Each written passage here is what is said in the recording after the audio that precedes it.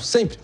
Olha só, depois de vários líderes mundiais se manifestarem, até o Papa Francisco também veio a público condenar os ataques que Israel vem desferindo no território libanês. Inclusive, vale a pena trazer aqui essa atualização, que essa quarta-feira marca o terceiro dia de bombardeios de Israel no sul do Líbano. O Hezbollah, a milícia xiita terrorista libanesa, confirmou a morte de um importante comandante militar e teve um míssil interceptado ao tentar atacar a agência de inteligência israelense. É um morticínio trágico em todos os sentidos, um conflito que, claro, vem de diversas dimensões, dimensão espiritual, moral, religiosa, geopolítica, militar, enfim, e são vidas humanas no meio, e isso que a gente sempre não pode perder de vista.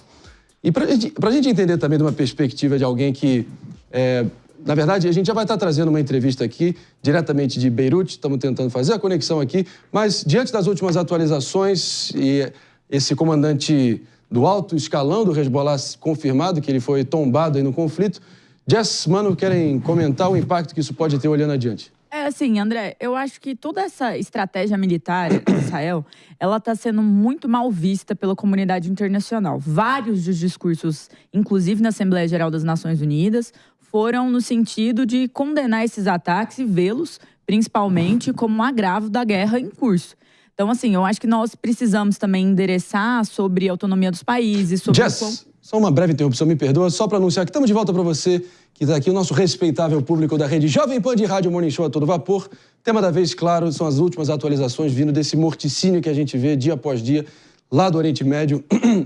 As forças de defesa israelenses atacando com força áreas dominadas pela milícia xiita terrorista do Hezbollah, claro, apoiada sempre pelo regime iraniano, e, claro, a repercussão internacional péssima, e tentando repreender esses ataques. São vários civis libaneses também mortos no meio dessa ofensiva militar israelense. Jess Peixoto com a palavra aqui com as atualizações. E atacar o Líbano ali, atacar também o Irã.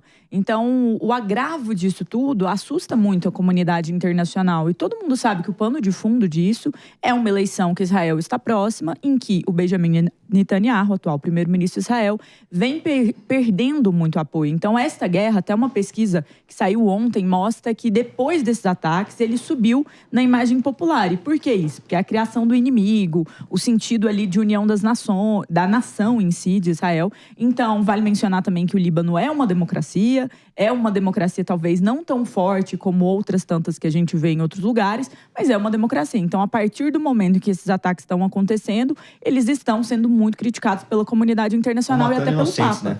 Sim, matando inocentes, civil, nem todo civil. mundo no Líbano é do Hezbollah. Nem todo palestino pertence ao Hamas. E aí, o que eles estão fazendo? Vamos colocar bombas no peito e mata quem tiver que matar. Não pode ser assim. O povo libanês também não merece isso. Muita gente fala sobre... É complexo. É complexo, fala sobre a legítima defesa, mas um dos pontos do princípio da legítima defesa, que é o direito de se defender, está na proporcionalidade dentro da legítima defesa. E vários desses ataques, a realidade é que eles estão sendo desproporcionais e eles não caminham para uma solução pacífica ou diplomática nisso. Que neste momento, avaliadores e analistas falam que nem é o que o Benjamin Netanyahu quer, porque afinal de contas, a partir do momento em que isso fica apaziguado, ele perde muito do seu poder político e possivelmente pode ser até destituído do cargo de primeiro-ministro em Israel. Hezbollah que domina ali grande parte do sul do Líbano, a capital de Beirute, o Vale do Bekaa, aquela região ali bem no sul, e diversas regiões ali que são, assim, permeadas aí de agentes do Hezbollah. E, claro, eles vão se infiltrando ali na vida civil e acaba fazendo com que qualquer contraofensiva de Israel tenha esse tipo de má repercussão, porque, claro, civis vão ter essas fatalidades no meio do caminho. Ou a gente é sincero e tentar analisar o que está em curso, claro, simpatizando com todos os lados em diferentes graus, mas é um pouco da natureza da guerra e é difícil a gente palpitar aqui e tentar cobrar esse grau de precisão sem a gente saber. Claro que transportando, guardado as devidas proporções, é um pouco o que você fala, né, Paulo? De a gente palpitar aqui sobre a atuação policial de dentro do ar-condicionado. Você tem toda a razão. E sem estar ali sujando as mãos com o calo muitos libaneses, no front. Né? Principalmente ali na região do Brás. E eles falam claramente que se não fosse o Hezbollah, a situação lá estaria muito pior. Que é a única defesa que eles têm. Mas nem todos pertencem ao Hezbollah. Então não é justo você sacrificar um povo inteiro por causa de uma guerra. Uma pesquisa recente que eu vi aqui, até acho que do Council of Foreign Relations, é um órgão respeitado, disse que em torno de a aprovação do Hezbollah junto ao grande público libanês é algo em torno de 33%. Vai subir. Então, por conta da postura de Israel. Porque é padrão nas ditaduras, é padrão nesse tipo de situação. Sim. Que a partir do momento em que um grupo terrorista, como foi o caso do ISIS, do Estado Islâmico, quando há ataques naquela região, eles cooptam por mais radicalismo. Então aumenta a aprovação dos grupos radicais extremistas. Isso é um ponto essencial de reflexão, porque a superação de terrorismo, a superação de conflitos precisa se dar com a construção de condições institucionais de diálogo, de superação pacífica dos conflitos. E quando você começa a ter uma intensificação dos ataques que acaba tendo mortes de inocentes, você gera o caldo de cultura propício para o ressentimento crescer. Então, como você diz para o pai de uma criança inocente que morreu, que, olha, não, isso aí foi um efeito colateral, mas é o filho da pessoa. Então, o sentimento que você cria é de raiva, ressentimento, o que gera exatamente o ambiente de aumento da radicalização, levando a um ciclo vicioso de perpetuação do conflito, no lugar de construir condições para uma paz duradoura. Meus amigos, o Hezbollah nasce até na investida de Israel em 1982, invadindo o Líbano. A gente vai repercutir. Então, agora sim, a gente volta com a pauta que a gente estava repercutindo aqui, trazendo todos os detalhes, claro, trágicos, com um contorno assim, dramático, evidentemente, e ninguém melhor do que quem, de fato, está próximo dessa situação para poder trazer as atualizações, enfim, com precisão e, claro, com o maior grau de fidelidade aos fatos. A gente traz aqui uma atualização que 23 mortos, são 23 mortos contabilizados nos ataques aéreos conduzidos no Líbano hoje. Essa ofensiva das forças de defesa de Israel segue causando dias mais do que sangrentos no Líbano, com hospitais abarrotados, estradas congestionadas por tudo que é lado. Enfim, tem vários fugitivos tentando buscar alguma solução, alguma perspectiva aí para sair dessa rota. Mas, para ter uma perspectiva melhor do que está acontecendo no país, a gente recebe agora Bassam Haddad, ele que é morador de Beirute e presidente da União Líbano-Brasileira. Bassam, muito obrigado pela sua presença aqui no Morning Show. Obrigado a vocês. Boa tarde para vocês. Pois é, Bassam, a gente só pode imaginar a dificuldade que está sendo tão próximo dessa situação tão conflagrada, mas conta pra gente aí da tua perspectiva, a sua expectativa para os próximos dias e se você vê alguma possível, enfim, um alívio nessa tensão toda acontecendo nos próximos dias. Infelizmente, a gente realmente estamos sem expectativa. Nada ainda bem nítido. Acontece que os bombardeios israelenses estão acontecendo cada pouco tempo no sul do Líbano, chegou na região de Beirute, também tem lá no Baalbek, onde tem também um BK. Realmente, cada dia está ficando mais escuro do que o outro. A gente não sabe se vai acontecer um acordo, uma coisa entre os países grandes ajudando, que nos Estados Unidos, a Europa, a ONU, ajudando de fazer um acordo entre Hezbollah e Israel para realmente cessar fogo. Porque o que está acontecendo praticamente nos últimos 3 dias, 4 dias, foi um genocídio mesmo.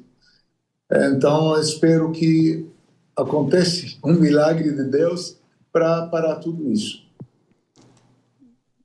Como a gente vem sempre dizendo aqui, né? Não é apenas um conflito militar, são várias vidas em jogo, um conflito histórico, espiritual, religioso. Eu vou trazer aqui a nossa bancada, que também quer muito fazer perguntas para a gente trazer para a nossa audiência as últimas atualizações e a verdade, conforme ela vem se apresentando. Mano, Jess, Pepe, vamos que vamos com o Mano Ferreira. Bassam, bom dia, muito obrigado por estar aqui com a gente. Bom dia para vocês, boa tarde para a gente. Boa. Nossa solidariedade por essa situação. A gente sabe que o Brasil tem uma comunidade libanesa muito grande, mas ainda assim muita gente não tem tanto conhecimento sobre como é a situação política no Líbano. Então eu acho que para contextualizar para a nossa audiência seria importante trazer um pouco dessa perspectiva. Qual é o papel do Hezbollah dentro da sociedade libanesa e como que a gente não pode confundir grupos terroristas com a sociedade, com a situação política do Líbano. Traz um pouco desse panorama para o cidadão brasileiro médio. Vamos esclarecer uma coisa no início. O Hezbollah não é um grupo terrorista. Eles simplesmente são resistência libanesa, que foram obrigados a carregar armas na época da ocupação israelense em 1980, que começou em 1982, e eles conseguiram deixar os israelenses sair do Líbano no ano 2000. Hezbollah, os militantes deles, faz parte do povo libanês. Quer dizer, cada família tem um jovem que está dentro do Hezbollah como militante, ok? Então, eles estão querendo realmente ajudar a libertar o restante que está sendo ocupada pelo Hezbollah, que é Sheba, e esse aqui é o papel deles. E também proteger a fronteira libanesa com Israel, que é o sul do Líbano, para não acontecer novamente uma invasão israelense e ocupação nova para o sul do Líbano. Então, esse aqui era o papel deles, porque tudo isso aconteceu porque, infelizmente, o exército libanês não tem suficiente armamento para fazer essa defesa. Os países grandes impedem, que nos Estados Unidos não deixa o exército libanês ter armas para poder proteger o país. Com esse acontecimento, como o exército libanês não tem condições de proteger o Líbano, então os militantes do Hezbollah, que foram criados em 1982 também, naquela época da invasão israelense, então, que estão fazendo esse papel, porque como resistência. Então, o trabalho de resistência é diferente do trabalho do exército. Então, é isso que está acontecendo no momento. E a gente está na expectativa de dar um acordo, que os libaneses querem paz, mas com ataques do Israel, nunca a gente conseguir chegar nesse paz, infelizmente. Bassam, a gente só pode imaginar, claro, uma cicatriz muito aberta e atravessa aí, os séculos, né? Mas a gente queria entender exatamente como fazer essa diferenciação do Hezbollah, que acaba tendo ele tem até um próprio serviço de sistemas de serviços sociais que ele oferece, mas também acusações seríssimas que ele perpetua o ciclo de corrupção e acaba enfraquecendo qualquer capacidade de ter uma governança mínima de um país tão conturbado como o Líbano. E eu sei que você fez essa diferenciação entre resistência armada e ser um grupo terrorista, mas também há claramente controvérsias nesse sentido. Como é que você enxerga as pessoas que criticam isso? Na realidade, vou te dizer uma coisa. A preocupação do Hezbollah era apenas a defesa do Líbano. Por isso, ele foi fraco politicamente. Ele não conseguia ajudar em acabar com a corrupção. Porque ele está se concentrando com a defesa do Líbano, e mais militar, o trabalho dele mais militar. Naturalmente, ele ajudou também uma grande parte do Líbano, sul do Líbano, uma parte do Beirute, nas ações sociais. Eles ajudaram nas escolas, hospitais, muita coisa, eles ajudaram o povo. Por isso, a maioria do povo apoia o Hezbollah no Líbano, a maioria do povo.